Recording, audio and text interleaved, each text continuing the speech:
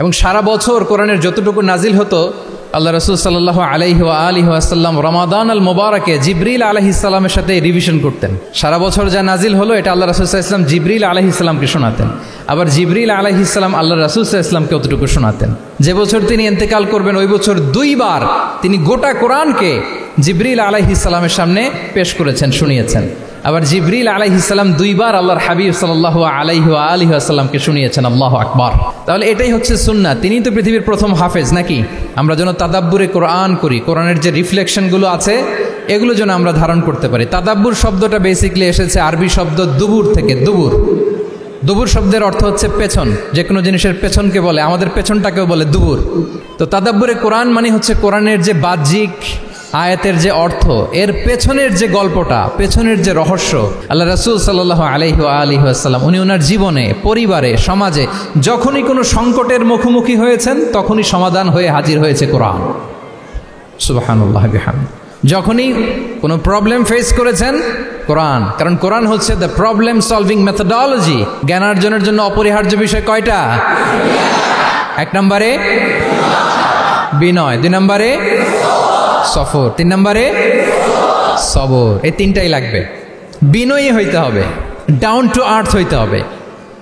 বিনয়ী না হলে, মুতাওয়াদি না হলে আল্লাহ তাআলা এলেমের নূর দিয়ে ওই ব্যক্তিকে ধন্য করেন না। খিজির আলাইহিস সালাম বললেন, মুসা চড়ুই পাখিটা দেখতে পাচ্ছ? মুসা আলাইহিস সালাম বললেন, হ্যাঁ দেখতে পাচ্ছি। চড়ুই পাখি যে পানি খেলো এইমাত্র, এটা দেখেছো? হ্যাঁ দেখেছি।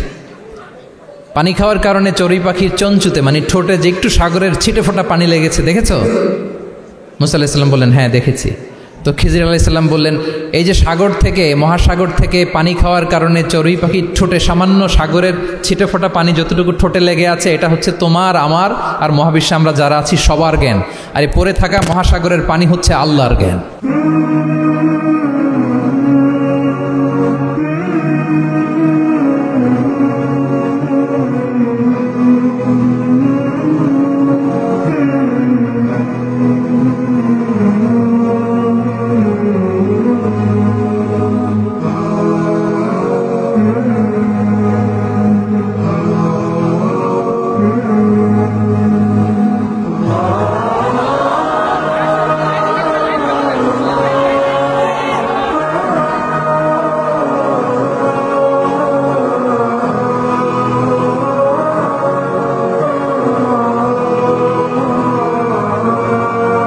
আসসালামু আলাইকুম ওয়া রাহমাতুল্লাহি ওয়া বারাকাতুহু। নাহমাদুহু ওয়া নুসাল্লি আলা রাসূলিহিল কারীম। আম্মা বা'দু ফাআউযু বিল্লাহি মিনাশ শাইতানির রাজীম। বিসমিল্লাহির রাহমানির রাহিম। আফালা ইয়াতাদাব্বারুনাল কুরআন আম আলা কুলুবিন আকফালুহা। সাদাকাল্লাহুল আযীম। রাব্বি ইশরাহ লি সাদরি ওয়া ইয়াসসির লি আমরি ওয়াহলুল উকদাতাম মিন লিসানি ইয়াফকাহু কওলি। তানজিমুল উম্মাহ ফাউন্ডেশন কর্তৃক আয়োজিত 13তম হিফজুল কোরআন অ্যাওয়ার্ডের আজকের এ চমৎকার আয়োজনে, এই চমৎকার অনুষ্ঠানে আপনারা যারা উপস্থিত হয়েছেন আপনাদের সবাইকে জানাচ্ছি আন্তরিক শুভেচ্ছা এবং মোবারকবাদ। আহলান ওয়া সাহলান ওয়া মারহাবান বিকুম ফি হাযাল লিকা আত-তাইয়্যিব আল মুবারাক। আমি শুরুতেই আল্লাহ রাব্বুল ইজ্জা ওয়াল জালালের দরবারে শুকরিয়া জ্ঞাপন করছি, যিনি আমাদেরকে এরকম চমৎকার একটি বরকতময় প্রোগ্রামে একত্রিত করেছেন। আমরা সবাই পড়ছি কালিমাতুশ শুকর আলহামদুলিল্লাহ। আল্লাহ তাআলার দরবারে শুকরিয়া জ্ঞাপনের পাশাপাশি আমি আজকের প্রোগ্রামের যারা অর্গানাইজার, আয়োজক, তাদেরকে অন্তরের অন্তঃস্থল থেকে শুকরিয়া জানাতে চাই। এরকম চমৎকার প্রোগ্রামে আমাকে ইনভাইট করবার জন্য আমি অত্যন্ত সম্মানিত বোধ করছি। এরকম চমৎকার একটি কোরআনের প্রোগ্রামে অংশগ্রহণ করার সুযোগ পেয়ে আজকের প্রোগ্রামে উপস্থিত আছেন তানজিমুল উম্মাহ ফাউন্ডেশনের সম্মানিত পরিচালনা পর্ষদ, উপস্থিত আছেন তানজিমুল উম্মাহ ফাউন্ডেশনের সম্মানিত শিক্ষকবৃন্দ, শুভাকাঙ্ক্ষীবৃন্দ, অভিভাবক মণ্ডলী এবং হেফজ কমপ্লিট করা শিক্ষার্থী বন্ধুরা, সাংবাদিক বন্ধুরা, ভলান্টিয়ার্স, আমি সবাইকে আবারও অন্তরের অন্তঃস্থল থেকে শুভেচ্ছা জানিয়ে শুরু করছি। শুরুতে আমি আজকের প্রোগ্রামের যারা মধ্যমণি, যারা হুফাজুল কোরআন, যারা অ্যাওয়ার্ড রিসিভ করেছে তাদেরকে আমি অফিশিয়ালি কংগ্রেচুলেট করতে চাই, অভিনন্দন জানাতে চাই যে তোমরা অনেক বড় একটি অর্জন ইতিমধ্যে সম্পূর্ণ করেছো, আলহামদুলিল্লাহ। এটা একটা হিউজ মাইলস্টোন। এটা যে কত বড় একটা নেয়ামা বা সৌভাগ্য এটা কল্পনা করা যায় না। যে কোরআনকে বলা হয় এটা বিয়ন্ডলেস, বাউন্ডলেস, বটমলেস, মহাবিশ্বের মহাবিশ্বয় মহাগ্রন্থ আল কোরআন আল কারিমকে তোমরা তোমাদের সিনায় ধারণ করেছো। এটা অনেক বড় সৌভাগ্যের একটা ব্যাপার। আল্লাহ তাআলা ইরশাদ করছেন, ইন্না নাহনু নাজ্জালনা যিকরা ওয়া ইন্না লাহু লাহাফিজুন। নিশ্চয় আমি এই কোরআনকে নাজিল করেছি এবং এই কোরআন আল কারিমকে সংরক্ষণের দায়িত্ব আমি নিজেই নিয়েছি। কোরআন আল কারিমকে পৃথিবীতে প্রিজার্ভ করা বা সংরক্ষণ করা এটা আল্লাহ তাআলা তোমাদের মাধ্যমে করেছে। আলহামদুলিল্লাহ সুম্মা আলহামদুলিল্লাহ। এটা অনেক বড় সৌভাগ্যের ব্যাপার এবং সবার নসিবে এটা থাকে না। যাদেরকে আল্লাহ তাআলা পছন্দ করেন, যারা চুজেন পার্সোনালিটি টু আল্লাহ সুবহানাহু ওয়া তাআলা, শুধুমাত্র কেবলমাত্র একমাত্র তাদেরকেই আল্লাহ তাআলা এই সৌভাগ্য দান করেন। তো এই যে মাইল ফলক তোমরা স্পর্শ করেছো, এটা তোমাদের জীবনের অনেক বড় একটা অর্জন এবং নানা ধরনের খুশ নসিব তোমাদের ব্যাপারে ঘোষিত হয়েছে হাদিসে। আল মাহিরু বিল কোরআন মা আসসাফারাতিল কিরামিল বারারা ইকরা ওয়ারতাকি ওয়ারাত্তিল কামা কুনতা তুরাত্তিলু ফিদ দুনিয়া ফাইন্না মানজিলাতাকা ফি আখিরি আয়াতিন তাকরাউহা। আজকের এই অ্যাওয়ার্ড গিভিং সেরিমনিতে এসে তোমাদের কত ভাল লাগছে। সবার চেয়ে তোমরা আলাদা, স্পেশাল পোশাক তোমাদের জন্য ক্রেস্ট দেয়া হয়েছে, সামনে এসে ফটো সেশনে অংশগ্রহণ করছো। এর চেয়েও অনেক বড় একটা কনফারেন্সে, এর চেয়েও অনেক বড় একটা কনভেনশন হলে, এর চেয়ে অনেক বড় আয়োজন করে সেদিন তোমাদেরকে বলা হবে ইকরা ওয়ারতাকি ওয়ারাত্তিল কামা কুনতা তুরাত্তিলু ফিদ দুনিয়া। পড়ো, ধীরস্থিরভাবে পড়ো, যেমনি দুনিয়াতে পড়তে তার তিলের সাথে। ঠিক যতটুকু পড়বে ততটুকু করবা, আল্লাহর সান্নিধ্য তোমরা পাবে। যতটুকু পড়বে ঠিক ততটুকু জান্নাতে তোমাদের ভবনগুলো উঁচু হতে থাকবে। আল্লাহু আকবার। এখন তোমাদের কেমন ফিল হচ্ছে? এই দুনিয়াতেই যদি এত চমৎকার অ্যাওয়ার্ড গিভিং সেরিমনিতে তোমাদেরকে সম্মান দেওয়া হয়, সেদিনের সেই প্রোগ্রামে যদি তোমরা অংশগ্রহণ করতে পারো, কেমন লাগবে তোমাদের বলো? ভাল লাগবে সেদিন? আমরা সেদিনের সেই মাহেন্দ্র ক্ষণে যেন আমরা রিওয়ার্ডেড হতে পারি, পুরস্কৃত হতে পারি, সেই প্রত্যাশা আমরা আল্লাহর কাছে রাখছি। আমরা সবাই পড়ছি আল্লাহুম্মা আমিন। তো এই যে বিশাল এক কর্মযজ্ঞ তোমরা শেষ করেছো, আল্লাহর কালামকে তোমরা হেফজ করেছো, এখানেই শেষ নয়। This is just beginning. এটা কেবল শুরু। এটা কেবল কি? এটা কেবল শুরু। এই যে মাইল ফলক তোমরা স্পর্শ করেছো, এরপরে অনেক দূর তোমাদেরকে যেতে হবে। মাইলস টু গো, অনেক দূর যেতে হবে। এখন যেটা তোমাদের করতে হবে, কনসিস্টেন্ট রিভিশনে থাকতে হবে, মোরাজা করতে হবে এই কোরআনকে।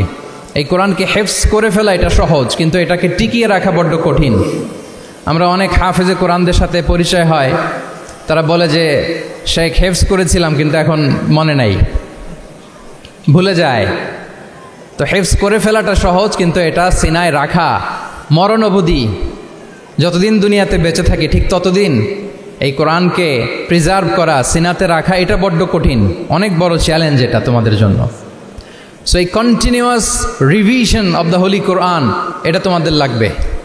আল মুদাওয়ামাতু আলা কিরাআতিল কোরআন, প্রতিদিন ডেইলি বেসিসে এটা তোমাদের ডেইলি ওজিফা করে নিতে হবে। আমি সম্মানিত অভিভাবকবৃন্দ যারা আছেন তাদেরকেও বলবো যে এটা একটা টিম ওয়ার্ক, আপনাকেও হেল্প করতে হবে এখানে। আপনার বাচ্চা কোরআন তেলাওয়াত করবে, আপনাকে শোনাবে, আপনি তাদেরকে শোনাবেন। এই টিম ওয়ার্কের মধ্য দিয়ে এই কোরআন প্রিজার্ভ হবে, এটা থাকবে। এটা বড্ড জটিল। কোরআন হেফজ করা সহজ, কিন্তু এটাকে ধরে রাখা খুবই কঠিন। সো তোমাদের জন্য first and foremost reminder tonight, প্রথম রিমাইন্ডার হচ্ছে যে রেগুলার বেসিসে এই কোরআনকে মোরাজা করতে হবে, তা না হলে এই কোরআন থাকবে না। এবং আল্লাহ রাসূল সাল্লাল্লাহু আলাইহি ওয়া আলিহি ওয়াসাল্লাম তিনি ওসিয়ত করেছেন, তিনি বলেছেন তাআহাদুল কোরআন ফাইন্নাহু আশাদ্দু তাফাল্লুতান মিনাল ইবিলি ফি উকুলিহা। তোমরা কোরআনকে ডেইলি রিভাইজ করো। যারা তোমরা হেফজ কমপ্লিট করেছো, হাফাজাতুল কোরআন, তোমাদেরকে উদ্দেশ্য করে আল্লাহ রাসূল সাল্লাল্লাহু আলাইহি ওয়া আলিহি ওয়াসাল্লাম বলেন যে তাআহাদুল কোরআন, তোমরা ডেইলি বেসিসে কোরআনকে কি করো? রিভাইজ করো, রিভিশন দাও, মোরাজা করো, এটাকে সম্মান করো। ফাইন্নাহু আশাদ্দু তাফাল্লুতান মিনাল ইবিলি ফি উকুলিহা, কেননা পোষ মানানো হয়নি এরকম কোনো বন্য ওট যদি এটা রশি ছেড়ে দেওয়া হয়, এটা যেমনি ছুটে পালায়, দৌড়ে পালায়, এটারে ফিরে আনা যেমনি কঠিন, কোরআন হেফজ করার পরে, মুখস্থ করার পরে কেউ যদি ভুলে যায়, ওইটারে আবার রিভাইভ করা তার চেয়েও বেশি কঠিন। তো এই জন্য ডেইলি বেসিসে রিভাইজ করতে হবে। এবং আল্লাহ রাসূল সাল্লাল্লাহু আলাইহি ওয়াসাল্লাম তিনিও যাতে ভুলে না যান বারবার কোরআন পড়তেন, বারবার রিভাইজ করতেন। রাসূল সাল্লাল্লাহু আলাইহি ওয়াসাল্লামের কষ্ট হয়ে যেত, ফলে আল্লাহ তাআলা বলেছেন লা তুহাররিক বিহি লিসানাকা লিতা'জালা বিহি ইন্না আলাইনা জামাআহু ওয়া কুরআনা ফাইদা ক্বরানাহু ফাত্তাবি' কুরআনা। নবী, আপনি তাড়াহুড়ো করে এত কষ্ট, এত প্রেশার আপনার উপর নেওয়ার দরকার নেই, আমি আপনাকে পড়িয়ে দেব। জিবরিল যখন পড়ে শুধু ফলো করেন, সেটা একবার পড়ে নিন, মুখস্থ আমি আল্লাহ করে দেব। সানুকরিউকা ফালা তানসা, আপনি আর ভুলবেন না। এরপরেও আল্লাহ রাসূল সাল্লাল্লাহু আলাইহি ওয়াসাল্লাম রেগুলার বেসিসে কোরআন পড়তেন, সাহাবাদেরকে কোরআন শোনাতেন, আবার সাহাবাদের কাছ থেকে কোরআন শুনতেন। সো এই কোরআনকে যদি তোমরা তোমাদের সিনায় আজীবনের জন্য রেখে দিতে চাও সযত্নে, তোমাদেরকে রিভিশন দিতে হবে। এখন খুব বেশি বেশি revise and revise, revise after revise তোমাকে দিতে হবে। এবং সারা বছর কোরআনের যতটুকু নাজিল হতো, আল্লাহ রাসূল সাল্লাল্লাহু আলাইহি ওয়াসাল্লাম রমাদান আল মুবারাকে জিবরিল আলাইহিস সালামের সাথে রিভিশন করতেন। সারা বছর যা নাজিল হলো এটা আল্লাহ রাসূল সাল্লাল্লাহু আলাইহি ওয়াসাল্লাম জিবরিল আলাইহিস সালামকে শোনাতেন, আবার জিবরিল আলাইহিস সালাম আল্লাহ রাসূল সাল্লাল্লাহু আলাইহি ওয়াসাল্লামকে অতটুকু শোনাতেন। যে বছর তিনি ইন্তেকাল করবেন ওই বছর 2 বার তিনি গোটা কোরআনকে জিবরিল আলাইহিস সালামের সামনে পেশ করেছেন, শুনিয়েছেন। আবার জিবরিল আলাইহিস সালাম 2 বার আল্লাহর হাবিব সাল্লাল্লাহু আলাইহি ওয়াসাল্লামকে শুনিয়েছেন। আল্লাহু আকবার। তাহলে এটাই হচ্ছে সুন্নাহ। তিনি তো পৃথিবীর প্রথম হাফেজ নাকি? আল্লাহ রাসূল সাল্লাল্লাহু আলাইহি ওয়াসাল্লাম প্রথম হাফেজ ছিলেন না? উনি রেখেছেন কিভাবে কোরআনকে, প্রিজার্ভ করেছেন কিভাবে? রিভিশনের মাধ্যমে, রিভিশন অ্যান্ড রিভিশন। তাহলে the first and foremost reminder for tonight in this ceremony for all of you today, you have to revise a lot, you have to recite a lot. প্রতিদিন recite করতে হবে, প্রতিদিন revise দিতে হবে। এটা আমাদের মনে থাকবে তো নাকি? শিক্ষার্থী বন্ধুরা আওয়াজ করো, মেক এ নয়েজ, মনে থাকবে ইনশাআল্লাহ বিইذنিল্লাহ। তাহলে প্রথম কাজ হচ্ছে আমাদেরকে রিভাইজ করতে হবে। পাশাপাশি এই যে 114 সূরা তোমরা এই সিনার ভিতরে নিয়ে নিলা, মুখস্থ করে ফেললা, আল্লাহ তাআলা যা বলার তিনি সব এই কোরআনে বলে দিয়েছেন, নতুন করে আর কিছু বলবেন না। এটা তো দ্য লেটেস্ট রিভিলেশন, এরপরে আর কোনো ওহী আসবে না, প্রত্যাদেশ আসবে না। ফলে আল্লাহ তাআলা আমাদেরকে যা বলা সব বলে দিয়েছেন। মুখস্থ করার বড় কাজ এখন যেহেতু শেষ, এবার আমরা বোঝার জন্য উঠে পড়ে লাগবো। কোরআনকে বুঝতে হবে আমাদের মাতৃভাষায়। এই কোরআনের মর্মবাণী, মর্মার্থ, আল্লাহ তাআলা কি ডুজ অ্যান্ড ডোন্টস আমাদের জন্য দিয়েছেন, কি করা যাবে কি করা যাবে না, সব তিনি বলে দিয়েছেন। এটা আমাদেরকে বুঝতে হবে। আমরা গত বছর একটা বই লিখেছি এক নজরে কোরআন নামে। আমরা খুব সহজে 114 সূরার সামারি, সিনপসিস এই বইটিতে নিয়ে এসেছি। ফলে কেউ কোরআনের বঙ্গানুবাদ পড়ার আগে বা তাফসির পড়ার আগে যদি এক নজর এই বইটাতে একটু চোখ বোলা, একটু গো থ্রু করে, তার জন্য কোরআন বোঝাটা একেবারে সহজ হয়ে যাবে ইনশাআল্লাহ বিইذনিল্লাহ। এই বই ছাড়াও আরও অনেক অনেক বই সম্মানিত লেখকরা তারা লিখেছেন। আমরা যেন কোরআনের সাথে নিজেদের অ্যাটাচমেন্ট বাড়াই, মাতৃভাষায় যেন আমরা কোরআনকে বুঝি, আমরা কোরআনের অনুবাদ যেন ডেইলি বেসিসে পড়ি, কোরআনের সহজ সরল যে তাফসির আছে এই তাফসিরগুলো যেন আমরা পড়ি। এটাকে বলে তাদাব্বুর। যে আয়াত দিয়ে আমি শুরু করেছি, আফালা ইয়াতাদাব্বারুনাল কোরআন আম আলা কুলুবিন আকফালুহা, আল্লাহ বলছেন তারা কি গভীর মনোযোগের সাথে কোরআন পড়বে না? উইথ ভাস্ট কনসেন্ট্রেশন, খুব ধ্যানমগ্নতার সাথে খুব মনোযোগ দিয়ে কি তারা কোরআন পড়বে না? নাকি তাদের হৃদয়ে তালা ঝুলে আছে? আমাদের হৃদয়ের জং ধরা তালা যদি আমরা খুলতে চাই, এটা আনলক করতে হবে আল কোরআন আল কারিম দিয়ে। তাহলে প্রথম রিমাইন্ডার হচ্ছে রিভিশন। আমার প্রিয় হাফেজ ভাই এবং বোনেরা, আমরা যেন রিভিশন দেই বেশি বেশি। 2 নম্বর কথা হচ্ছে আমরা যেন কোরআনের মর্মবাণী বাংলায় বুঝবার চেষ্টা করি, কোরআনের তাফসির যেন আমরা পড়ি, আমরা যেন তাদাব্বুরে কোরআন করি, কোরআনের যে রিফ্লেকশনগুলো আছে এগুলো যেন আমরা ধারণ করতে পারি। তাদাব্বুর শব্দটা বেসিকলি এসেছে আরবি শব্দ দুবুর থেকে। দুবুর, দুবুর শব্দের অর্থ হচ্ছে পেছন, যে কোনো জিনিসের পেছনকে বলে, আমাদের পেছনটাকেও বলে দুবুর। তো তাদাব্বুরে কোরআন মানে হচ্ছে কোরআনের যে বাহ্যিক আয়াতের যে অর্থ, এর পেছনের যে গল্পটা, পেছনের যে রহস্য, এই আয়াতের পেছনের যে রহস্য, এটাকে উদ্ঘাটন করার চেষ্টা করা, আত্মনিমগ্ন হওয়া কোরআনের রহস্য উন্মোচনের জন্য, ধ্যানমগ্ন হওয়া, খুব গভীর মনোযোগ দিয়ে with vast concentration and attention কোরআনকে পড়াকে বলে তাদাব্বুরে কোরআন। তাহলে রিভিশনের পাশাপাশি আমাদেরকে তাদাব্বুরে কোরআন করতে হবে। কি পারা যাবে তো ইনশাআল্লাহ? এই কোরআন যে তোমাদেরকে কোথায় নিয়ে যাবে তুমি জানোই না, তোমার কোনো আইডিয়াই নাই এই যে কোরআন তোমাদেরকে কোথায় নিয়ে যেতে পারে। এবং শিক্ষার্থীদের জন্য গোটা বিশ্ব খোলা, the entire world is open for you. তোমরা বিশ্ব জয় করতে পারো। তোমরা ঢাকা বিশ্ববিদ্যালয়ে যাবে, তোমরা চট্টগ্রাম বিশ্ববিদ্যালয়ে যাবে। এই যে তোমাদের এক বড় ভাই বসে আছে, ডাকসুর ভিপি সাদিক কায়েম। ঢাকা বিশ্ববিদ্যালয়ে যে আমাদের কোরআনের আলো ছড়িয়ে দেওয়ার দরকার আছে না নাই বলো? তোমরা অক্সফোর্ডে যাবে, তোমরা এমআইটিতে যাবে, তোমরা হার্ভার্ডে যাবে। আমি হার্ভার্ডে গিয়েছি, এমআইটিতে গিয়েছি। তোমরা ইয়েল ইউনিভার্সিটিতে যাবে, সেখানে যে কোরআনের আলো ছড়িয়ে দিবে ইনশাআল্লাহ, বলি সবাই। তাহলে শিক্ষার্থীদের জন্য গোটা বিশ্ব খোলা। তুমি জানোই না যে আল্লাহ তাআলা তোমাকে কোথায় নেবে। খুত্তাতুল্লাহি আ'যামু মিন খুত্তাতিকুম, আল্লাহর প্ল্যান তোমার প্ল্যানের চাইতে অনেক অনেক বড়। তুমি জানোই না যে আল্লাহ তাআলা তোমাকে দিয়ে কোন খেদমত নিতে পারে। সো আমরা যেন তাদাব্বুরে কোরআন করি, কোরআনে যে আল্লাহ জেমসগুলো দিয়েছেন এগুলোর সাথে নিজেদের অ্যাটাচমেন্ট যেন আমরা বাড়াই, একটু একটু করে যেন পড়ি। এবং সাহাবা রিদওয়ানুল্লাহি তাআলা আলাইহিম আজমাইন, ওনাদের হ্যাবিট এটাই ছিল, ওনারা তাড়াহুড়ো করে কোরআন পড়তেন না, একটু একটু করে পড়তেন। তোমাদের তো 2 বছর কিংবা 3 বছরে হেফজ শেষ হয়ে যাওয়ার কথা নাকি? তাদের কয় বছর লেগেছে হেফজ করতে?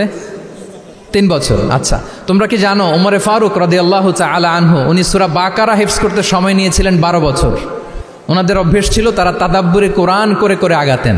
10 আয়াত পড়তেন, এটাকে মুখস্থ করতেন, এটার অর্থ বুঝতেন, এটার উপর আমল করতেন, এটাকে ধারণ করতেন, এটার উপর সাধনা করতেন, এটারে ডাইজেস্ট করা শেষ, এরপরে 10 আয়াত, আবার একই সিস্টেমে 10 আয়াত পরে এরপরে 10 আয়াত। এভাবে সূরা বাকারা শেষ করতে উনি সময় নিয়েছিলেন কয় বছর? 12 বছর। এবং যেদিন সূরা বাকারা কমপ্লিট করেছিলেন ওদিন উট জবাই করে সবাইকে খাইয়েছিলেন। সুবহানাল্লাহ বিহামদি। ওনারা কোরআন জানাটাকে সেলিব্রেট করতেন। আল্লাহু আকবার। সো আমরা যেন তাদাব্বুরে কোরআন করি। তাহলে আমার রিমাইন্ডারগুলো খেয়াল রাখতে হবে। 1 নম্বরে কি বলেছি? Revision. Let's say all together. 1 নম্বরে কি ছিল? রিভিশন। 2 নম্বরে তাদাব্বুরে কোরআন। সবাই বলি 2 নম্বরে কি ছিল? তাদাব্বুরে কোরআন। বুঝে বুঝে কোরআনের মেসেজগুলোকে হৃদয়ঙ্গম করা, একটু একটু করে হৃদয়ঙ্গম করা, একবারে সব না। কারণ কোরআন নাজিলও হয়েছে একটু একটু করে। হাসাবা হাওয়াইজিল বাশার, মানুষের যত প্রয়োজন ছিল প্রয়োজনের প্রেক্ষাপটে চাহিদার আলোকে একটু একটু করে 23 বছরের লম্বায় লং পিরিয়ড অফ টাইমে কোরআন নাজিল হয়েছে। কোরআন কিন্তু তাওরাত, জাবুর, ইনজিলের মতো, তাওরাতের মতো, জাবুরের মতো কিন্তু কোরআন একবারে নাজিল হয়ে যায়নি। তাওরাত, জাবুর কিন্তু একবারে অ্যাট এ টাইমে নাজিল হয়েছে, কিন্তু কোরআন নাজিল হয়েছে কত বছরের সময় নিয়ে? 23 বছর, 23 ইয়ার্স। 23 বছরের লং পিরিয়ড অফ টাইম নিয়েছে। গারে হেরাতে প্রথমে শুরু, মক্কা থেকে প্রায় 10 কিলোমিটার উত্তর পূর্বে 634 মিটার উঁচু প্রথমে নাজিল হলো ইকরা বিসমি রাব্বিকাল্লাযী খালাক, read in the name of your lord who has created, পড়ো তোমার প্রভুর নামে যিনি শিখিয়েছেন।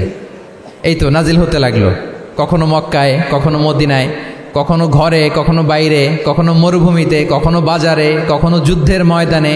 রাসূল যেখানে, সাথে সাথে কোরআনও সেখানে, একটু একটু করে। আল্লাহ রাসূল সাল্লাল্লাহু আলাইহি ওয়া আলিহি ওয়াসাল্লাম উনি ওনার জীবনে, পরিবারে, সমাজে যখনই কোনো সংকটের মুখোমুখি হয়েছেন তখনই সমাধান হয়ে হাজির হয়েছে কোরআন। সুবহানাল্লাহ বিহামদি। যখনই সংকট তখনই কি? কোরআন। যখনই কোনো প্রবলেম ফেস করেছেন কোরআন, কারণ কোরআন হচ্ছে দ্য প্রবলেম সলভিং মেথোডোলজি। যখনই সমস্যা সমাধান নিয়ে হাজির হয়েছে কোরআন। তাহলে আমরা যেন তাদাব্বুরে কোরআন করি।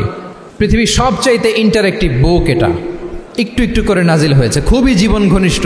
তোমরা যত পড়বে, যত রিসার্চ করবে, যত এক্সপ্লোর করবে, তত এই জ্ঞান, এই নলেজ, এই রহস্য তোমাদের কাছে ধরা দেবে। তাহলে 1 নম্বরে হচ্ছে রিভিশন, 2 নম্বরে হচ্ছে তাদাব্বুরে কোরআন, যেটা বলেছি যে এটা ইন্টারেক্টিভ বুক।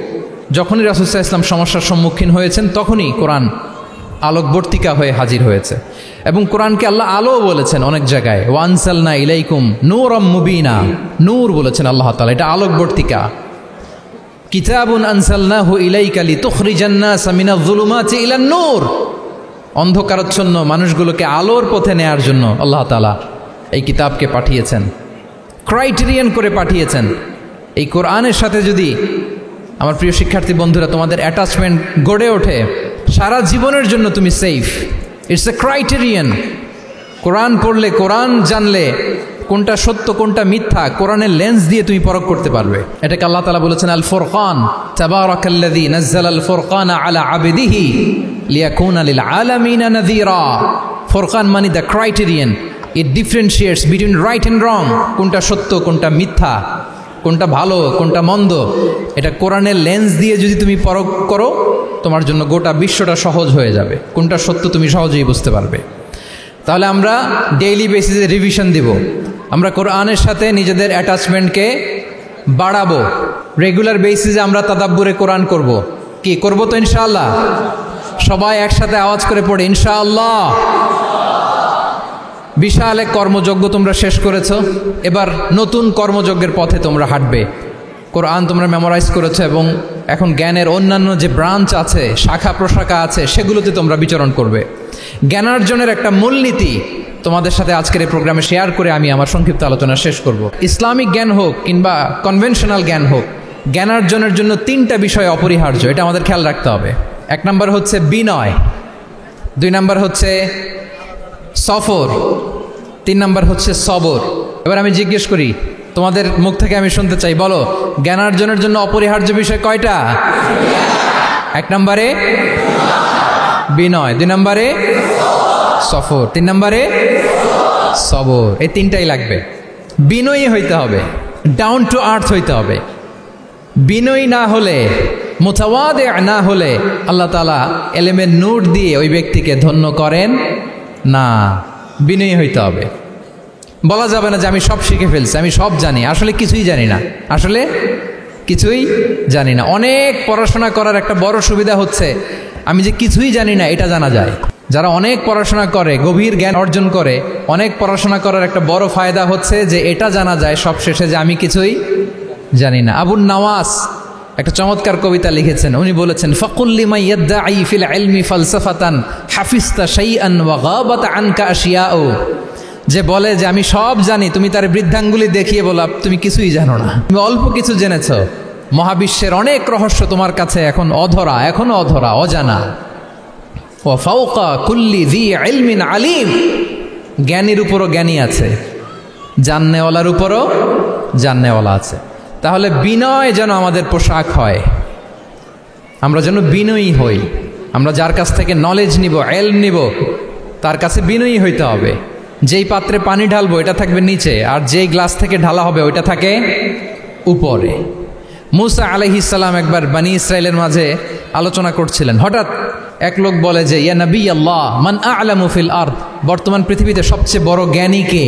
তো মুসা আলাইহিস সালাম বলে ফেললেন, আনা, আমি সবচেয়ে বড় জ্ঞানী। এটা ভুল বলেন নাই, কারণ যাকে আল্লাহ তাআলা ওহির জ্ঞানে ধন্য করেন তিনিই তো সবচেয়ে বড় জ্ঞানী। তো আল্লাহ তাআলা এই রেসপন্সটা, এই আনসারটা পছন্দ করেন না। আল্লাহ তাআলা চাচ্ছিলেন মুসা আলাইহিস সালাম যদি বলতো যে আল্লাহই ভালো জানে বা আল্লাহু আ'লাম, আল্লাহই সবচেয়ে জ্ঞানী, এটা আল্লাহ পছন্দ করতেন। তো উনি যখন বলে ফেলছেন আমি, আল্লাহ বলে, না মুসা, তুমি যে বলে ফেললে আমি সবচেয়ে বড় জ্ঞানী, তুমি তো সবচেয়ে বড় জ্ঞানী নও, তোমার চেয়ে বড় জ্ঞানী আছে। শুনে তো মুসা আলাইহিস সালাম অবাক, কি আমার চেয়ে বড় জ্ঞানী কোথায়? আল্লাহ বললেন, ইযহাব ইলা মাজমাইল বাহরাইন, 2 সাগরের মিলনস্থলে যাও, ওখানে আমার এক বান্দা আছে ইসমুহু খাদির। ওই খাদির, যারে আমরা বাংলায় খিজির বলি আর কি, এই খিজির তোমার চেয়েও জ্ঞানী। আল্লাহু আকবার। আপনারা সূরা কাহাফের তাফসীর পড়লে জানতে পারবেন। গেলেন, নৌকার মধ্যে বসা, হঠাৎ একটা চড়ুই পাখি এসে সাগরের পানি খাচ্ছে।